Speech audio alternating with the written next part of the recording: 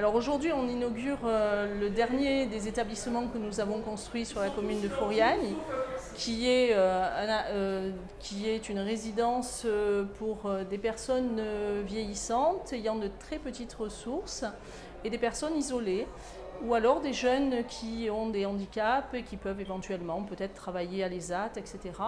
Nous avons 16 appartements, c'est donc le dernier établissement que nous avons construit, 16 appartements type 2.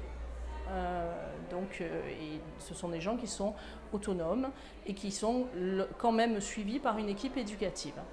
Alors avant, ces personnes étaient en foyer, souvent en CHRS, en centre d'hébergement et de réinsertion sociale. Ils ont fait un parcours d'insertion ou alors ils étaient en centre, puisque nous avons aussi des appartements de coordination thérapeutique pour des personnes qui sont malades de maladies chroniques et donc qui ont fini un parcours de soins et qui ensuite ont besoin d'un logement. Ce sont des logements qui permettent à des personnes qui étaient, comme l'a dit Christine précédemment, en grande difficulté, de s'autonomiser encore un peu davantage par rapport au CHRS, où ils ont une équipe éducative présente et où ils ont un projet de réinsertion. Ici, c'est du logement social accompagné, c'est-à-dire qu'ils sont totalement autonomes. Il y a un règlement intérieur, et bien évidemment, il reste jusqu'à ce qu'ils acceptent les règles d'une certaine collectivité quand même, puisque c'est un logement dans le cadre d'une collectivité.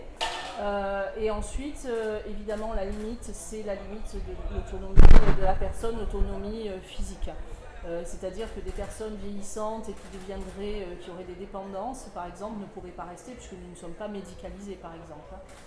L'équipe qui suit les personnes sont des éducateurs, assistantes sociales, psychologues, etc.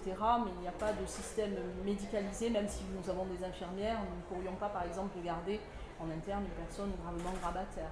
Donc là, il y a des réorientations. Ensuite, ça peut être aussi un tremplin pour une personne qui est passée par des périodes difficiles dans sa vie, qui a eu des pertes de ressources, des pertes d'emploi, qui l'a fait plonger, etc.